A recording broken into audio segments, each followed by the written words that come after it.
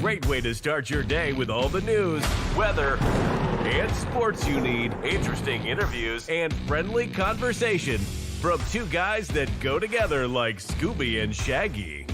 Mike Will and Tyson Havronic.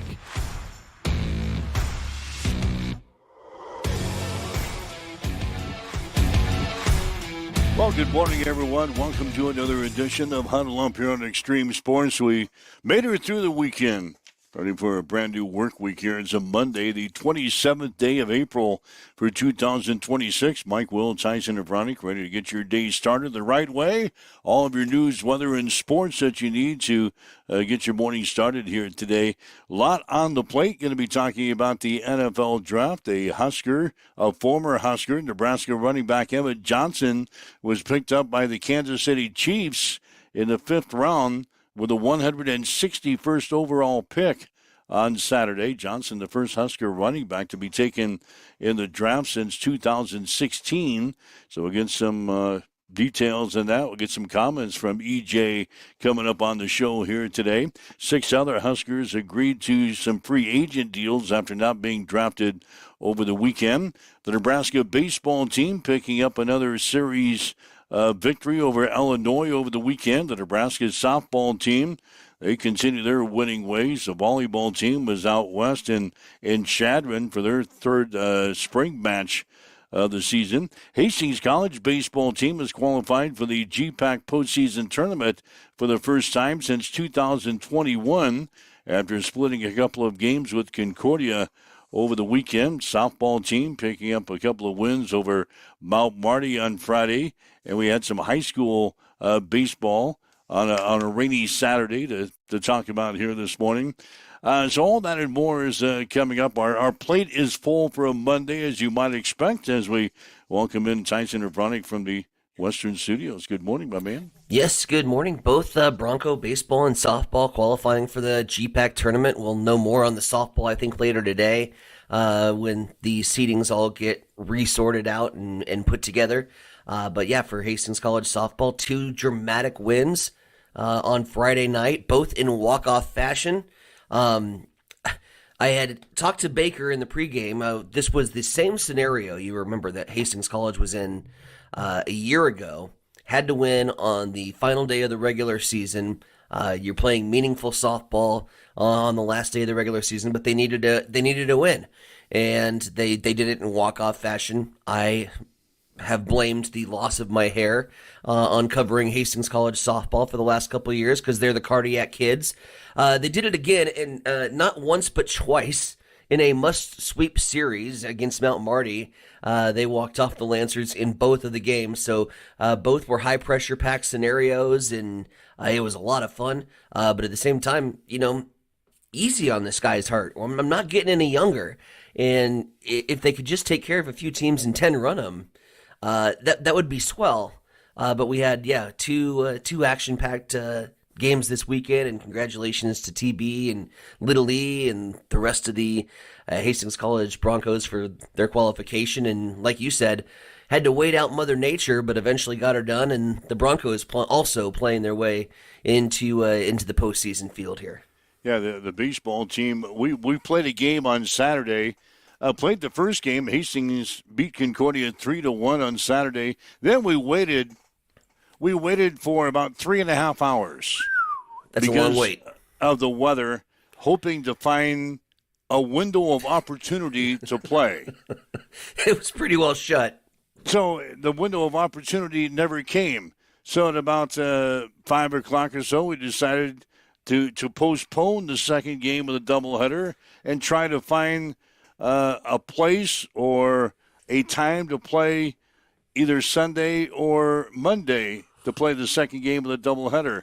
Well, we decided they were talking about maybe playing the game in Lincoln, but they were going to try to find every available aspect to play the game at Duncan. We finally found a window at 10 a.m.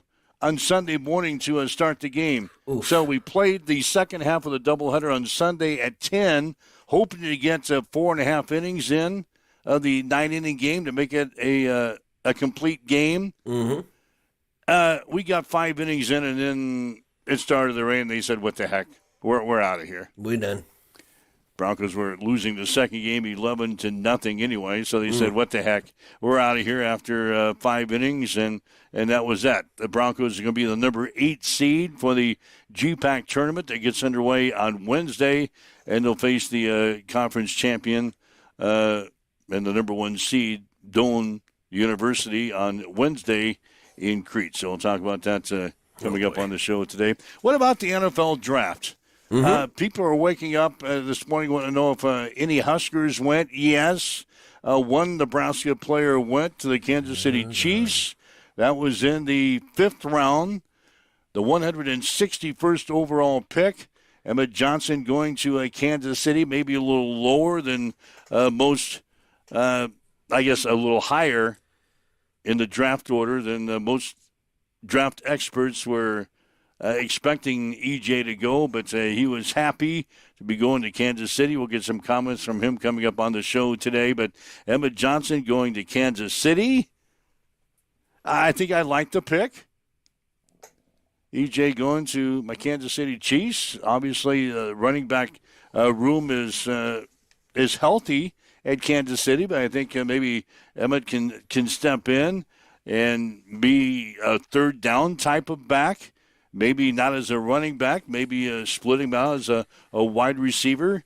He had, he had 93 career receptions, 92 career receptions at Nebraska for 702 yards. So he could be a good third down back to get on the field, and we'll see what Emmett Johnson can do at Kansas City. Well, maybe you switch him out and throw Pacheco out on the slot. You got options. You got options in Kansas City. It'd be interesting to see kind of the Kenneth Walker, Emmett Johnson, Pat Mahomes Wildcat formation that they could run with some of the talent that's in the backfield there. 5th rounder, yeah, you mentioned it, right? Like that's kind of, I think from the Nebraska perspective, disappointing from a guy that loves to, as they like to say, run the damn ball. As a guy that loves to see that, yeah, I think 5 it was pretty low for Emmett Johnson. Could have got a little bit more value out of him. I thought early 3rd rounder, so shows you how much I do in these GM rooms. Yeah, but we want to keep you out of our war room. I know that. So here's the thing, like it just goes to show again, running backs are not as highly touted as they used to be in the NFL, and that was a class, I think, with Jeremiah Love and Emmett Johnson leading the way, and you saw the difference, like with the one running back that's getting all the hoopla and the hype and the awards, and the other guy who's just a really tough runner. There's not a whole lot that separate me between those two guys, except for in terms of the scouts. Yeah, you're talking like 4 rounds differential here. I think you got a great value pick. I think Emmett Johnson in the 5th round is a steal, my man. I think you got to be more than just a guy that runs the ball anymore in the NFL. You got to be more than just give me the ball and let me run the damn ball. You got to be more than that. And I think EJ can get the job done. Maybe as a pass receiver. You mentioned it with Bieniemy now back at Kansas City. I'm sure his mind is already starting to twirl. And what can we come up with? Andy Reid and Bieniemy back together in the sidelines next year. What can the Chiefs come up with? When the hell did you get rid of Pacheco? Oh, yeah, make all these playmakers, get these playmakers on the field. Yeah, when did you get rid of him? Amber, according to Amber, says he's not a Chief. Well, Pacheco's probably gone. Okay. Oh, we got Kenneth Walker, though. Well, yeah, I knew that. Yeah, so we got I thought he was joining the backfield with Pacheco, but apparently I missed an off-season transaction. So anyway, the Chiefs, you kind of handled Buffalo, and we'll get your take on that. The Chiefs draft picks this year, that Manzor Delaney, the cornerback from LSU, was their top pick, round 1, number 6 overall. Mm-hmm. Chiefs had another pick in the first round, number 29. They picked up Peter Woods, defensive tackle out of Clemson. In round 2, it was Mason Thomas, an edge rusher out of Oklahoma. In round 4, they picked up Jaden Kennedy, a safety out of Oregon.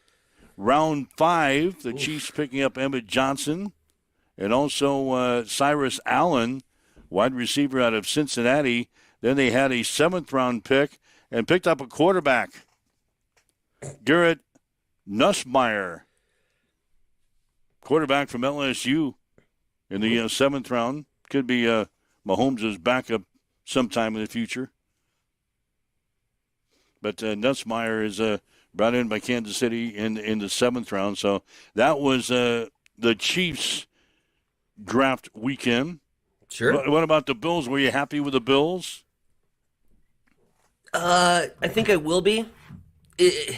Listen, Buffalo didn't do flashy this draft, and some drafts that's going to happen. I think my anxiety as the fan comes from the fact that Buffalo never does flashy, and Josh Allen has never got a flashy playmaker and a weapon to help him. We're sitting with James Cook and the Josh Allen show.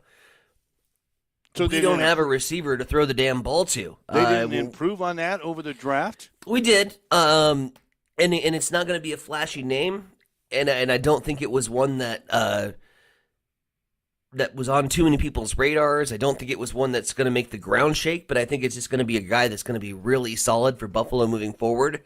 I love the pick with Skylar Bell at UConn. I'm told from those in the UConn camp or those who watch the American Conference football, actually UConn's an independent, those who watch football in the Far East, that this guy's just an explosive playmaker that fell under everybody's radar because he plays for UConn, right? And most people do fall under the radar when you play for UConn. He's going to be good. I thought there was some picks early that they got the position that we needed to get, but didn't get the guys that I wanted. I'll throw T.J. Parker in that scenario. The ultimately the first pick, but the 2nd-round pick for the Bills. I thought there was better edge rushers available. The cornerback for Ohio State, whose name I'm not going to be able to pronounce, that they picked up next. There was 3 or 4 corners that I was looking at. That his name was not amongst those. But again, you know how well I do in draft war rooms, so maybe these 2 guys that I'm saying are the 2 worst picks for Buffalo turn out to be studs, but I'm just giving it a flat C. A lot of people love the draft grades this time of year, and, this analyst gives it an A, and the other analyst gives it a C, the other analyst gives it a D-. They're all over the board, so I'm just going to give it a flat C. For Buffalo. I wanted to see some more explosive playmakers. There was plenty of them to pick from. At the end of the day, we had to trade our first round away to get the extra picks and picking up some of those depth and talent players. Again, it was a draft where you did it by position and built depth. It wasn't flashy, but I ultimately think it'll be productive for Buffalo. So I don't hate it. All right, so you give the Buffalo Bills a C in the draft. Mm-hmm. I maybe give the Chiefs I'll give the Chiefs a B. I think there was more things you could have done early. I'm still scratching my head. I know you like the corner from LSU. I know your management team thought he was the best one in the class.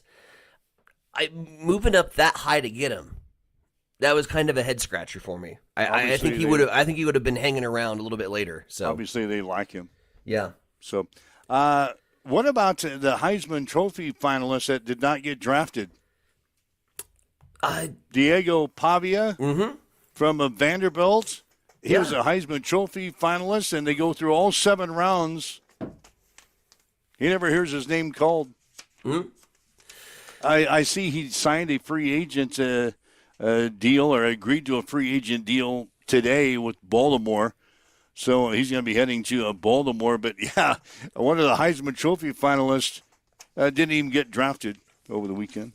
For me, it's the NFL did the Johnny Manziel experiment, right? It didn't work.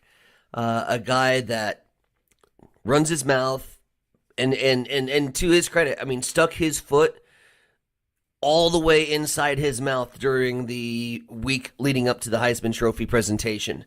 and then couldn't back up what he said on the field, and then ran his mouth some more. And essentially, there was no way at that point that A, he was winning the Heisman Trophy, or B, going to win another game. Yeah, they did the Johnny Manziel experiment, the guy that's all flash and definitely a system quarterback over at Vanderbilt. I was not surprised. The fact that Diego Pavia wasn't even being mentioned in any of the hype leading up to the draft, the way the quarterbacks next year are lining up, the class is going to be huge, right? It's going to be led by Arch Manning, obviously, and we're going to see quarterback heavy next year. But this was not the year to see quarterbacks go flying off the board. I think maybe in a quarterback heavy year, Diego Pavia might get drafted just because teams are more focused on the quarterback. It's like fantasy football when the first defense goes, right? Then all of the defenses go. If none of the quarterbacks go, Pavia, as one that is sitting back, 8, 9, 10, maybe in the quarterback field. Yeah, he wasn't getting drafted. Not at all. So anyway, he signed I guess he will sign a very easy deal with he gets a team. Baltimore coming up. Mr. Irrelevant this year, Red Murdoch. Denver Broncos selected linebacker Red Murdoch as Mr. Irrelevant, the last pick in the NFL draft. I looked into him. He set an FBS record with 17 forced fumbles in his career at Buffalo. He had seasons that had 60, 156, and 142 tackles, respectively, in his 3 years. Finished his career with 39.5 tackles for loss. So Red Murdoch is Mr. Irrelevant for the 2026 NFL Draft, picked up by the Denver Broncos. He's a linebacker. And now I didn't know this, but there's like a festival. A what? There's like a big festival, a big celebration that goes on, I think it's today or tomorrow, for Mr. Irrelevant. So there's going to be a big festival and a big party for this guy, who was the last player chosen in the NFL Draft. So he's headed for a big party today, I guess. Who throws it? I don't know who throws it. And where's this festival taking place? I'm always down to party. I'm sure it's probably out in Denver. I don't know if you're going to put the guy on a plane and fly him anywhere. You have to look into it. It's the Mr. Irrelevant, and they call it something. It's a festival, a party that they're going to have. So anyway, that's our take on the NFL Draft from over the weekend. Hopefully your team did well. Let's see. We'll move on. I want to get you up to date on the playoffs as far as the NBA and NHL is concerned. You may have missed what happened over the weekend. We've got Toronto and Cleveland in a deadlock now in the NBA playoffs at 2 games apiece. Toronto winning yesterday 93-89. The rest of the series are 3-1. San Antonio, Boston, and the Los Angeles Lakers all leading their respective series 3-1. The Spurs yesterday beat the Trailblazers 114-93. Boston winners over Philadelphia 128-96. And Houston stayed alive in their series with the Lakers. They won Game 4 yesterday over Los Angeles 115-96. Tonight you've got Detroit playing at Orlando. Orlando leading that series 2-1. OKC is playing at Phoenix tonight. Oklahoma City leading their series 3-0. And Minnesota is at Denver. Minnesota leading that series 3-1. So that brings you up to date on the NBA playoffs and where they stand after this weekend. That's great. I didn't ever see any NBA playoff scores, but I saw that there was just like 18 fights that happened over the weekend. Same could be said for hockey, but fighting is legal in hockey, and you just get 5 minutes in the penalty box and not face suspensions and fines. Meanwhile, Buffalo Sabres, they have been the story of the season. Again, at the very bottom of the standings a year ago. They now own a 3-1 series lead over the Boston Bruins.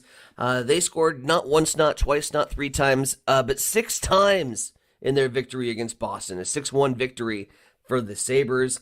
Equally impressive victory for Colorado as they sweep the LA Kings by the score of 5-1.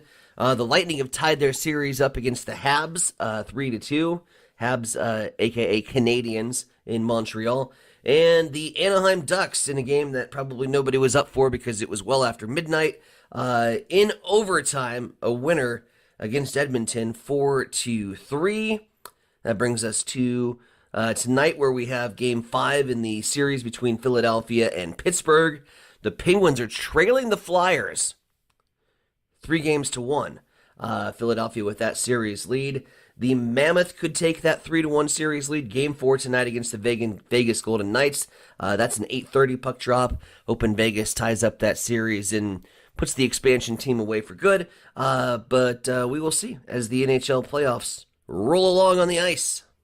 NASCAR over the weekend. They were in Talladega, Alabama. Carson Hocevar, the youngster, picked up his first win of his career. He's a baby. Yeah, he is. He's like 20-something, 23, 24. Anyway, he won the NASCAR race yesterday at Talladega. Chris Buescher was second, followed by Alex Bowman, Chase Elliott, and Zane Smith. If you happen to miss it, there was a big crash, as you might expect, in a super speedway. It occurred, I think, somewhere around lap with 120 or 120 laps in. Anyways, in the second stage, it took out all the cars. All the cars except for 4 were involved in this huge crash. And it was one of my fantasy drivers that was taking the lead. I am done with Bubba Wallace. I'm done putting him in my lineup. Every time I put him in my lineup, he crashes. He's leading the freaking race, right? Yeah, and he made an idiotic move up front. Yep. He got out of the draft stream, and then his car went all wobbly-bobbly. Listen, if you're the leader at Talladega and you go sideways, that's not a good sign for the rest of the field. No, if you're spinning in front of 40 cars, that's not a good sign. No, it wiped them all out. Yeah, wiped them all out except for 4. And obviously, a lot of those cars were able to continue, but it was a shortened field for the rest of the way. I've never seen such a huge crash. No. It was like parking at Walmart. There was cars all over the place. And there was one time I was watching the race, there was just like 9 cars going around because everybody else was in pit row. Yeah. And I happened to be very fortunate in the amount of cars that stayed healthy for me. Priest stayed healthy. I had Buescher and I had Christopher Bell. We gained a lot of ground, I think, just because when we didn't place very highly. Buescher got second for me. But other than that, just having cars that were alive and picking up laps and finishing the race, it was a little wacky and topsy-turvy in terms of the standings, but I was just 1 point behind bad beers, tires, and bad decisions, so I didn't feel bad for the weekend. Top 5. We were top 5. I haven't even seen the results. Yeah, you were top 5. I was top 5. Wow. Kudos. All right, High five. We had a pretty successful week. Somehow. Yeah, Talladega was a nightmare yesterday. Basketball-wise, I know we got some Jayhawk fans in the lobby each and every day, but Darren Peterson, their 6'6" freshman, he declared for the NFL draft. NBA draft. What'd I say? NFL draft. No, he's not playing football. Peterson is going to the NBA draft. Now, this guy, I guess he was in and out of the lineup all year long. He had some full body cramping issues that required hospitalization before the season even got underway. And he had additional injuries and illnesses throughout the season, caused him to miss 11 games for the Jayhawks this year. Anyway, he ended up averaging 20.2 points, 4.2 rebounds per game, while shooting 38.2% from beyond the arc in 24 games. So Darren Peterson has had enough of Kansas, and he's going to move on to the NBA draft. I think, although you hate losing talented players, if I'm going to speak from the heart here, from what I was able to observe and able to watch, I think Kansas is going to be a stronger team without him. I think he was an eyesore, wasn't he? Yep. He was just trouble in the team. Yep. Like I said, he was in and out of the lineup all season long, never really gelled with the rest of his teammates. It was one of those guys, just give me the ball and let me shoot. Bryce McGowan's, yeah. Yep. So, very similar. So anyway, Peterson moving on to the NBA. Waking up with Mike and Tyson here this morning. This is Huddle Up on Extreme Sports. We have chatted about a ton of issues already. If you've got something on your mind you'd like to chime in with to us, go ahead and give us a call, 402-834-1330, 402-834-1330. That's the Hamilton Telecommunications fan line. If you'd like to leave us a message on our social media sites, we're monitoring those comments as well. Fauner Park, of course, it was a big day of racing at Fauner on Saturday. Oh, man. I ran into Jim Sliker at an event yesterday. I said, how'd you do? And he gave me that funny look. Mm-hmm. He says, I'm recovering. So I know the Bosselman, the big race, there was a surprise winner in that Japan horse that we couldn't pronounce his name. Mm-hmm. He finished third. He finished third in the Bosselman, but there were some surprises during the racing on Saturday. And we're going to talk the Kentucky Derby coming up this Friday when Jim joins us. But he talked about a couple of other stories that I know it's going to come up. Some interesting things that happened at Fauner on Saturday. So join us for that conversation coming up on Friday when he joins us here on the show. Yeah, we brought it up during the show on Friday. Off tracks are game changers when you can sit and you can read a program all you want, and you can look at the speed bias, and you can look at track times, you can look at stable barns, you can look at jockey and trainer connections. You could scout that thing 100%, and then the rain can come. And in my experience, when the rain comes, roll dice, throw darts. Yes, should the horses that are strongest on the program continue to stay strong? Because, like we say, everybody has to deal with the elements. In theory, sure. But if it's an off track, just start throwing darts, and you'll have better luck. These are animals. It was muddy. It was horrible conditions. But they were able to, again, still throw. I think there was one late scratch at the Bosselmans, and that was a trainer decision at the time. Oh, that's the interesting story. Oh, is that the interesting story? Yeah, we're gonna get into that. I don't. We have want the tea. We'll get into it, and maybe Jim can find some time, sometime throughout the week, to call us before Friday, because Friday's going to be Kentucky Derby dominated. But if Jim has time during the week, maybe he'll give us a call to explain what happened with that late scratch during the Bosselman, because it's a very interesting story. So there's tea there. Okay. Yeah, cool. he told me about it yesterday, and it's kind of a funny story. And maybe we'll get to Jim on the show sometime before Friday if he's got time to give us a buzz to talk about that. Anyway, Ryan Martin chiming in on the Jayhawk Peterson. NBA is spending a lot of money for an injury-prone player. Quote, I'm hurt, I can't play, end quote. I think we just got the pulse from Kansas. They're saying bye, Felicia. We can't pack his bag soon enough? Can't pack his bag soon enough. Need some help? Need some help moving out of your dorm room? All right. Waking up with Mike and Tyson here this morning, 7:29 on Extreme Sports.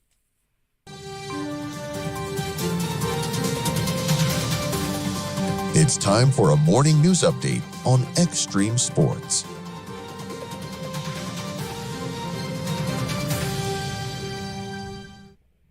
Well, a local utility assistance program is now part of a major community fundraiser, Share the Warmth, which helps Hastings Utilities customers pay heating bills during the winter months, has joined Give Hastings Day.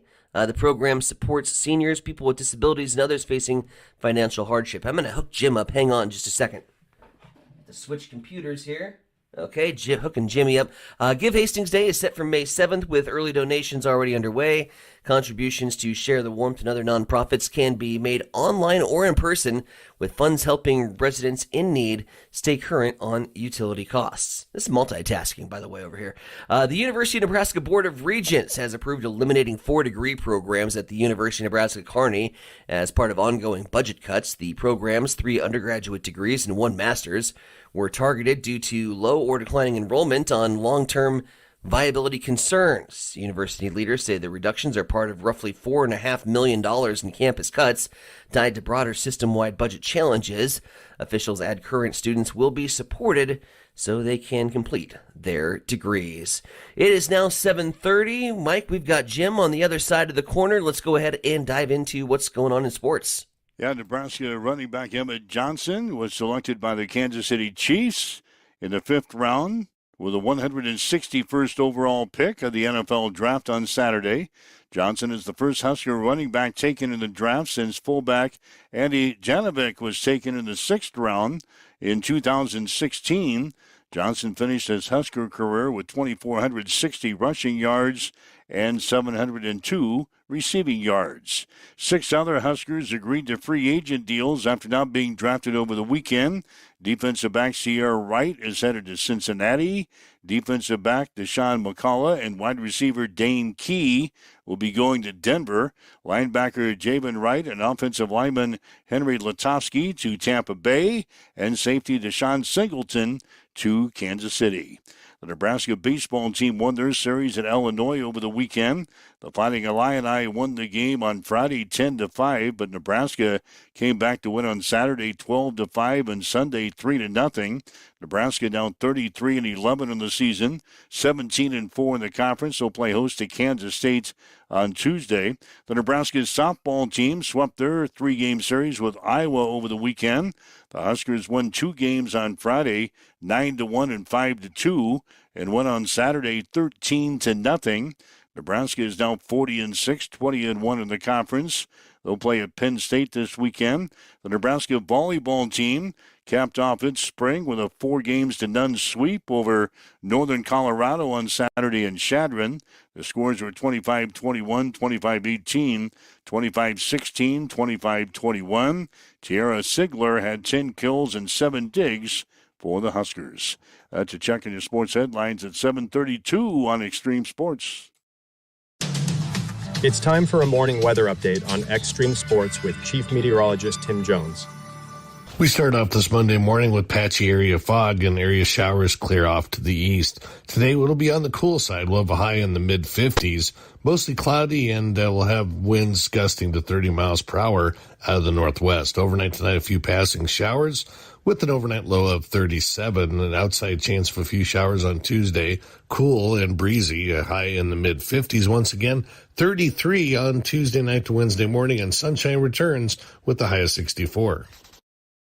As you wake up this morning, we've got north winds at 12.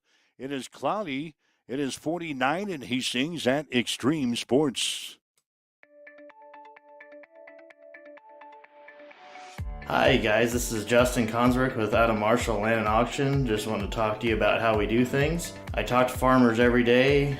A lot of guys just want a simple, honest way to sell equipment. That's why I work with Adam Marshall Land and Auction. We know the equipment, we know the buyers. We run real auctions with no buyer's fees, which brings in more bidders and stronger results. From one machine to the full lineup, we handle marketing, the details, the sales start to finish. We're just real people with real auctions, real results. If you're thinking about auctioning equipment, reach out and give me a call at 308-991-5429.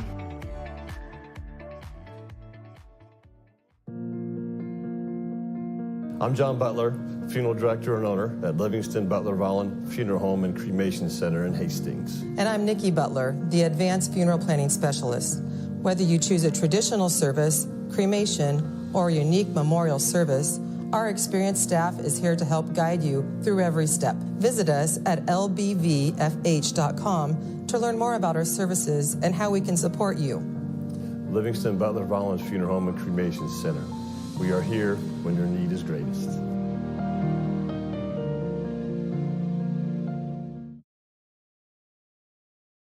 Hamilton has been providing IT solutions for businesses across the state of Nebraska for more than 3 decades. We know that Nebraska businesses are a driving force of support for the communities in which we live and work. We keep them connected and protected by delivering cybersecurity, hosted phones, and managed IT. We are grateful to be part of our Nebraska communities and to support their technology needs. More information at Hamilton is Business.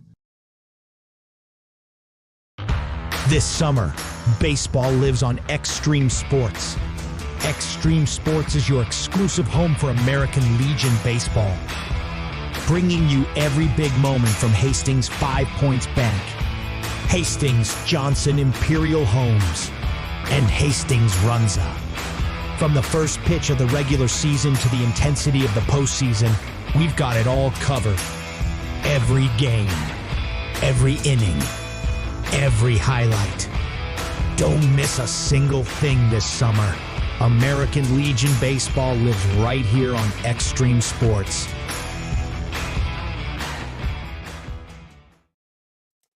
All right, Mike Wills-Heisen of Bronick with you as a Huddle Up on Extreme Sports for this Monday, the 27th of April for 2026.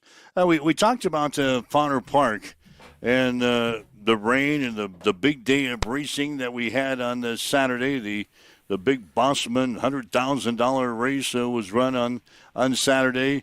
Let's bring in Jim Slacker right quick here. Jim's going to join us from the Nebraska Thoroughbred Racing Network. First of all, Jimmy, thanks for a little overtime here this week. Talk about the Bossman. First of all, let's talk about the race. Our Japanese horse that we thought was maybe going to win the thing finished third. What about just the race in general here? Well, it turned out to be a really good race. Even though we did have the rain set in, we did only have the one scratch, and we'll get into that here shortly. But it was a very competitive race. The Japanese horse, Tomorabini Omode, ended up finishing third. And it just got to the point there got to be a speed duel out on the lead. They went out awful fast. Them two horses ended up backing up, and Cornishman from the barn of Dan McFarland ended up coming from way off the pace to get the win. It set up fantastic for him, but like I said, the speed duel set up out front, and it did set it up for closers, and the speed bias disappeared with the rain and the mud coming in. But overall, it was a fantastic race. It was a thrilling race. It become a really tight race coming down the lane when you've got Kamori Abino or Amode out by 7 lengths and doesn't hold on. You can see what that speed bias and the speed duel did to him, but fantastic. Ultimately, Jimmy, there was one less horse in the Bossman field. We were kind of throwing some questions at you on Friday's show. How does this rain affect the owners' decisions on their horses? Do they want them out there? There was one late scratch, and if I'm not mistaken, I think it came out of the Condon barn. But there's maybe a little bit more of a backstory here to the scratch. What was the decision on leaving him off the field? This had nothing to do with the trainer or the owner deciding to scratch the horse. They really wanted to run this horse. But let's clear up all the rumors out there. Sure. The rumor was that when Skylar Condon brought the horse up to the paddock, that they brought the wrong horse from their own barn up. True, that is what happened, but not in a way that you would think.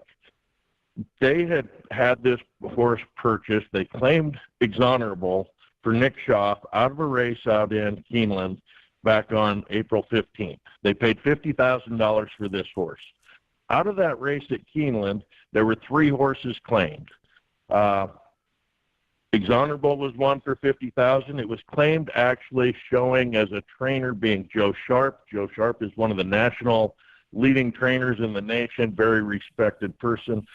He was claiming that as an agent for Nick Schaaf and Skylar Condon. He also claimed another horse out of that field called Honky Tonk Highway for a different owner for $50,000.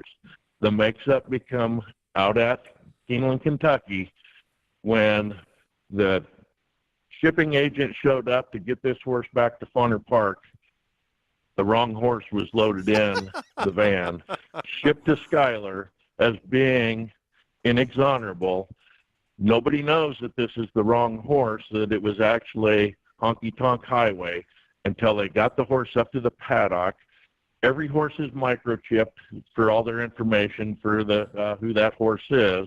They take their computer wand, they scan it, and if you wanted to see some people in the paddock, an owner, a trainer, and just turned pale when they found out that they were shipped the wrong horse. This is nothing against Schuyler. Schuyler, there was nothing he could do about it. He's in good faith thinking he's running the right horse, and instead it was a mistake out in Keeneland, out at Kentucky, by one of the top trainers in Joe Sharp and his barn out there that sent the wrong horse. Oops. So, yeah, let's clear the air up there, and that's the only reason that horse scratched.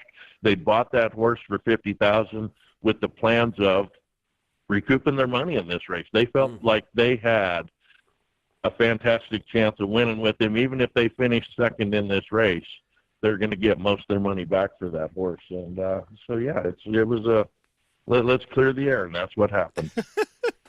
Is there any kind of compensation for the owner of this horse? I can't imagine that this is in the regular playbook of owners and trainers that have to worry about getting shipped the right horse. Is there compensation because of the stakes that were on the line here? What's Schuyler's next move? At this point, that's undetermined. That's something that's going to have to be worked out between all the connections between the two different owners, because now you have to think there's another owner that doesn't have the right horse, that's not being able to run as well. So these are logistics. It's going to take time to sort out. Yes, they paid a fee to get that horse here by, probably $1,200 to $1,500 to have that horse shipped out here. They paid entry fees to get into this race. All these things that are lost, all the training time that's lost. So it's a logistics nightmare at this point. And, nothing that could have been controlled in Schuyler's barn. I really feel sorry for his owner, Nick Schaff, and for all the connections there that we're looking so forward to possibly winning this race, because that was one of the morning line favorites. He was 5-1, third choice in the field and unable to run.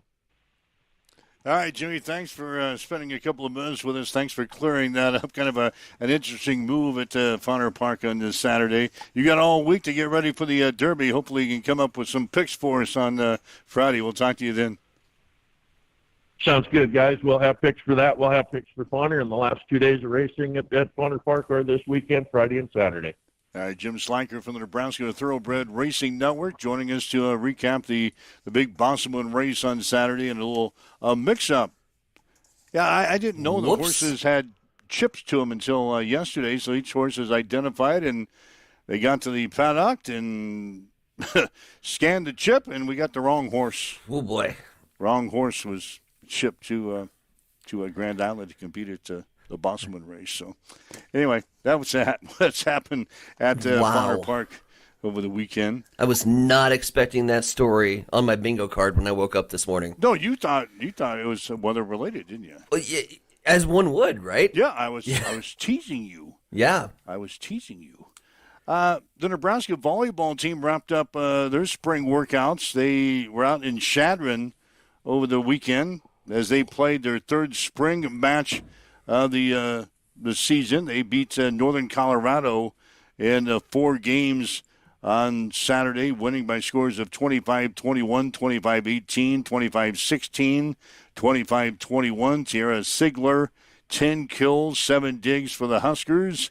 After the match, Danny Busboom Kelly says it was a fun match to play in Chadron this year. This is only my second year doing this. Maybe I did it once when I was an assistant. So, it's a lot further away than Ord was, and I just feel like, you're in a whole different area, and people that have even a tougher time than some of the other places that we've been getting to matches in Lincoln. So it's really fun to be out here and just experience the sand hills, I guess, and show our players a whole new area. And DBK says it's important to make the program accessible to everyone in the state. I think it's important, not just volleyball, for all of our sports. And I know the other sports don't travel like we do. It's a little different situation for a lot of them. But, the fact that it's not just a school that's popular in Lincoln. This is an athletic department that the state loves, and the whole state is proud of, not just Lincoln and Omaha. And Denny says she took a lot away from the 3 games that they played this spring.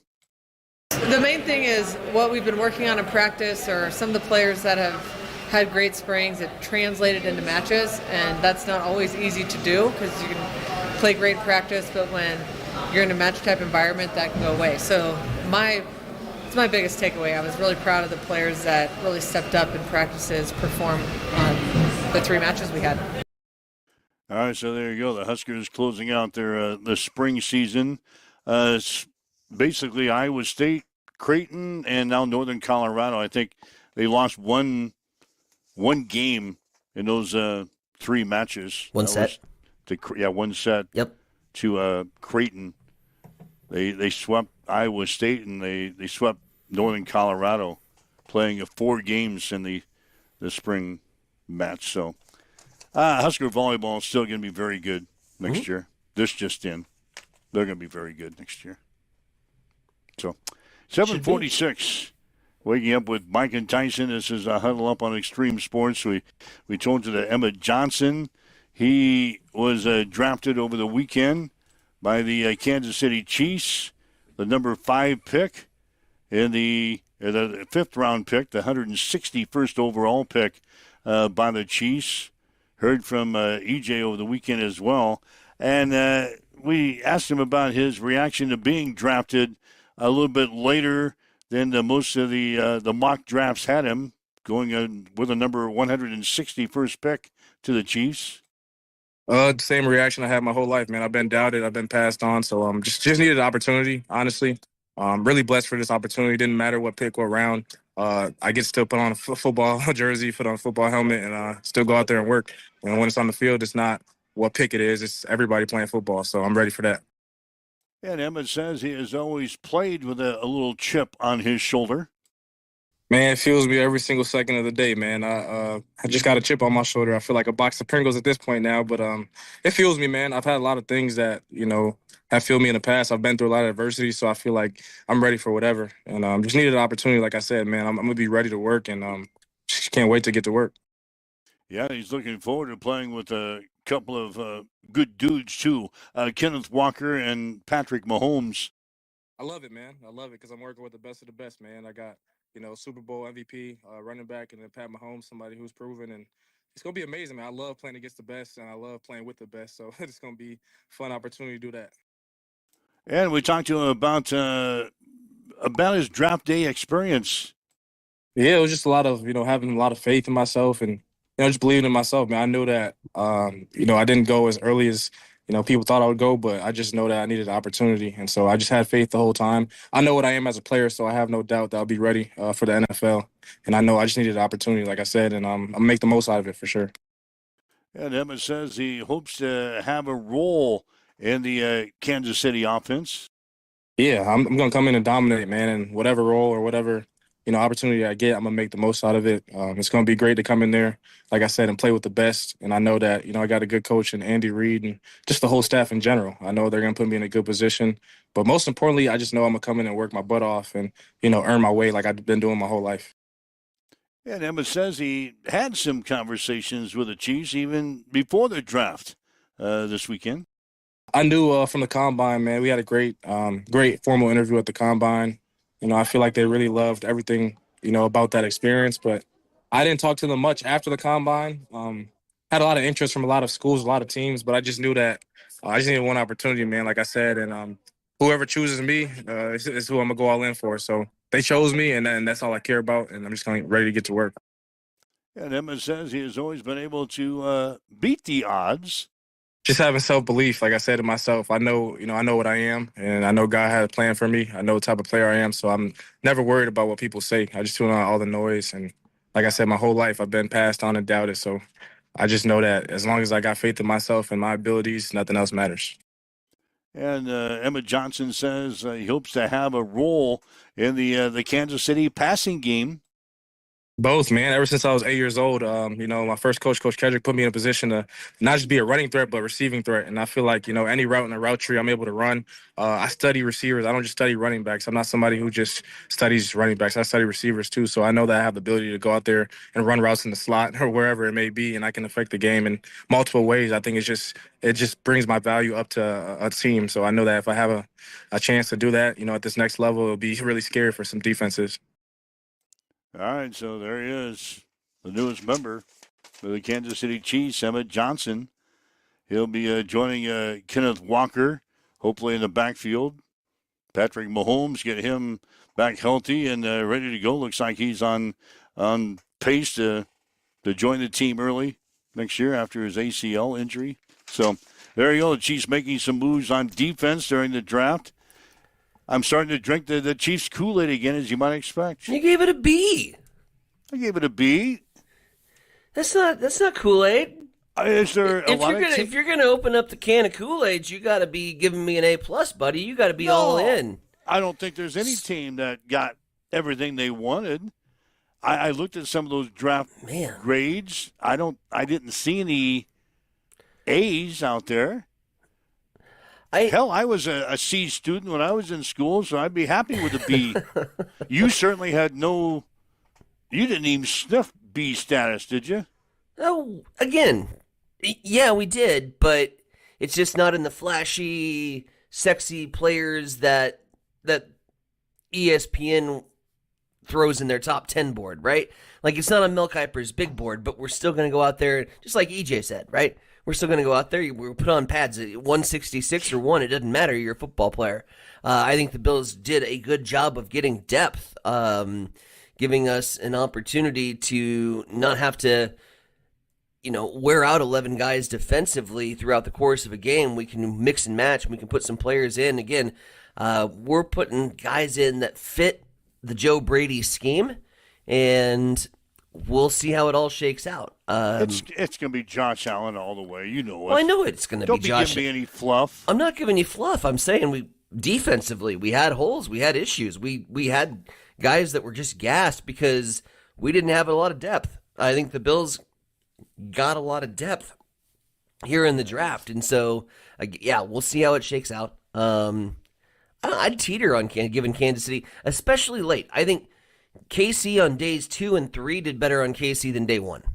You don't like that first pick, do you? No, I'm not a fan of trading that high up. I hope he comes back. He might play Buffalo and makes a big play.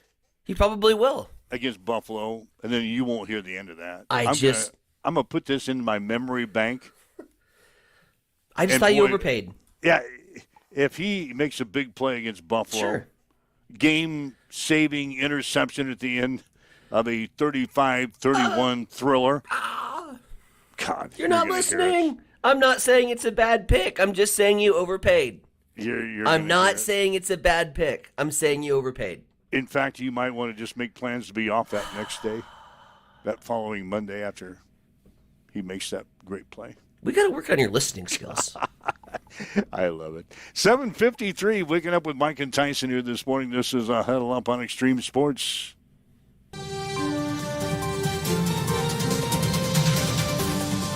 It's time for a morning news update on Extreme Sports.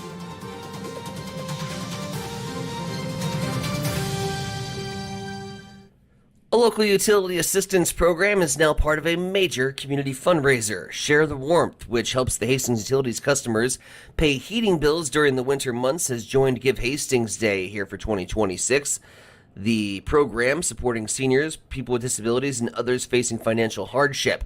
Give Hastings Day is set for May 7th. It's actually a week later than it normally is. With early donations already underway, contributions to Share the Warmth and other nonprofits can be made online or in person, with funds helping residents in need stay current on utility costs. Meanwhile, we talked a little bit about, we haven't really got into it here on this show, but I'm sure you saw over the weekend the plans for Memorial Stadium and the expansion and the dollar signs behind that. Well, on the flip side is University of Nebraska Board of Regents approving eliminating 4-degree programs at the University of Nebraska at Kearney as part of ongoing budget cuts. The program's 3 undergraduates and 1 master's were targeted due to low or declining enrollment and long-term viability concerns. University leaders, say the reductions are part of roughly $4.5 million in campus cuts tied to broader system-wide budget challenges.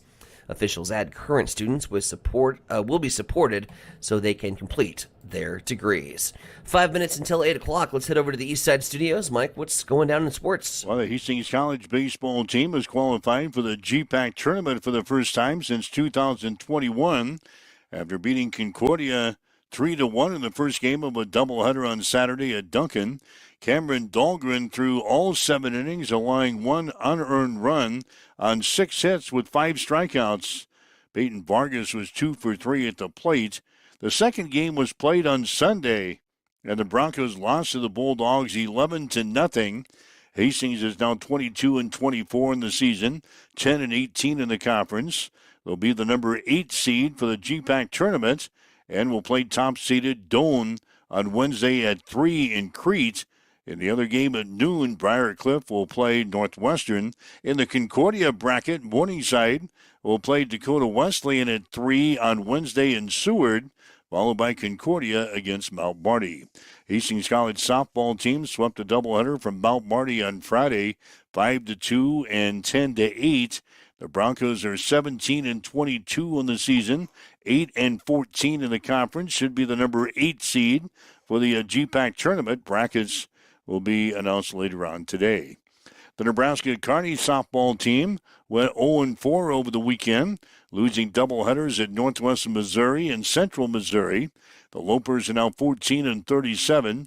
They're 3-19 in the conference. They'll close out the season on Saturday with games against Fort Hays State. High school baseball from Saturday. Gretna East beat Hastings High 11-2.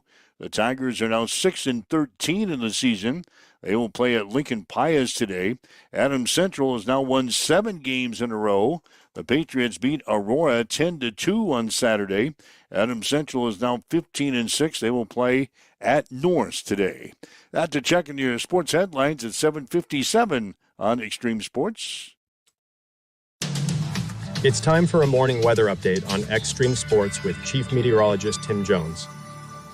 We start off this Monday morning with patchy area fog and area showers clear off to the east. Today it'll be on the cool side. We'll have a high in the mid-50s, mostly cloudy, and we'll have winds gusting to 30 miles per hour out of the northwest. Overnight tonight, a few passing showers with an overnight low of 37. An outside chance of a few showers on Tuesday. Cool and breezy, a high in the mid-50s. Once again, 33 on Tuesday night to Wednesday morning, and sunshine returns with the high of 64.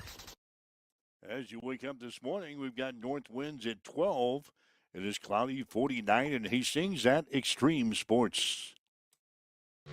Connet Auto Care is the trusted name in automotive repair and maintenance services in Hastings. We're a gold-certified Napa Auto Care Center. Our ASE-certified technicians have the Blue Seal of Excellence, receive continuous training, and are committed to providing the best service your vehicle can get. Whether it's preventative maintenance, major repairs, or just an oil change, Connet Auto Care is here for you.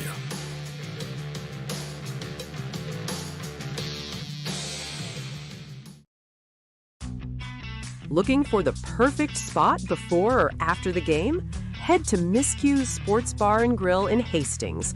Choose from your favorite sandwich or build your own burger or chicken sandwich just the way you like it. Your choice of cheese, sauces, and all your favorite toppings. Craving wings? Choose from over 20 sauces and rubs that bring the flavor every time. Grab an appetizer, catch the game on the big screens, or challenge your friends to a game of pool or darts. There's always something to do. And don't forget the daily lunch specials. Miscue's Sports Bar and Grill, 316 South Elm. Great food, great games, and the perfect hangout in Hastings. When it comes to protecting what matters most, you need a team you can trust. At Jones Group Insurance in Kennesaw, they're committed to helping individuals, families, and businesses plan for today and prepare for tomorrow. From home, auto, and farm insurance to life coverage and retirement planning, the Jones Group takes the time to understand your goals and build a plan that fits your future. Local service, personalized guidance, trusted protection. Call Jones Group Insurance today and experience the difference a hometown team can make.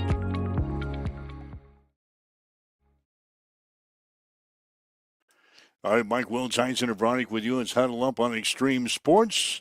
And our next broadcast, as far as play-by-play is concerned, will be tomorrow. Central City Centura going to be playing at Adams Central tomorrow. First pitch will be at 4:30 out of Duncan, on the air with a pregame at 4:15 tomorrow afternoon. So join us. We'll have Adams Central and Central City Centura coming up for you tomorrow afternoon here on Extreme Sports. If you're interested in the NFL draft, I'm sure the Vision boys out in Las Vegas will be recapping all the moves in the NFL coming up the rest of the day here on Extreme Sports. They'll have their take. And is this the day that Vegas kind of reevaluates and puts out new futures based on the draft? Oh, I'm sure they will. They'll be updated, obviously. So we'll have all that information. They'll keep you up to date on the NBA and NHL playoffs as they continue. So don't go away. We got more than just Huddle Up. We want you to be here each and every day, but don't go away. You can be with us all day long. Guys out in Vegas will have all the latest news on the sports scene throughout the day. So anything else going on? You still in school? It's just we're in the home stretch. I got one more week before finals. I've given the classes both their final projects, so at this point I am done lecturing, which is great. And now I just get to sit back and be a resource and actually help them put their projects together. So this is kind of a little less stressful, but still the amount of time that you're spending in the classroom and spending with the students isn't going away for the next 2 weeks. But me stressing out about what the hell am I going to teach them today, that goes away because they've already got their final projects. So, all right, so yep, about 2 weeks left to. Realistically, one. The final week is more just cleanup and late work than it is anything else. But cleaning out your room for another year. Oh, I just leave shit there. Do you? Yeah. You're not like you gotta bring everything back to your house. There's nothing in my office that I need to bring home right away. Nothing that you're gonna need over the summer. No. So you just, like the last day of class, you just shut the door. Yep. Shut the door and say, "Well, we'll see you. We'll see you in August." You take care of cleaning this thing up. That's right. All right. So, all right, we had a lot of things we discussed on the show today. Jim Schleicher joined us, a little special thing from Fauner Park. We heard from Danny Busboom Kelly. We heard from Johnson. If you missed some of those comments, drop the podcast to any one of our social media sites, and you'll be able to listen to the show again. We had a lot of conversation in the first half hour of the show talking about the NFL draft and such. So you can listen to the show at your convenience throughout the day by listening to the podcast. Make sure you're back here again tomorrow morning, 7 o'clock for Huddle Up on Extreme Sports. Have yourself a great day. You've been listening to Huddle Up on Extreme Sports, Central Nebraska's new home for sports.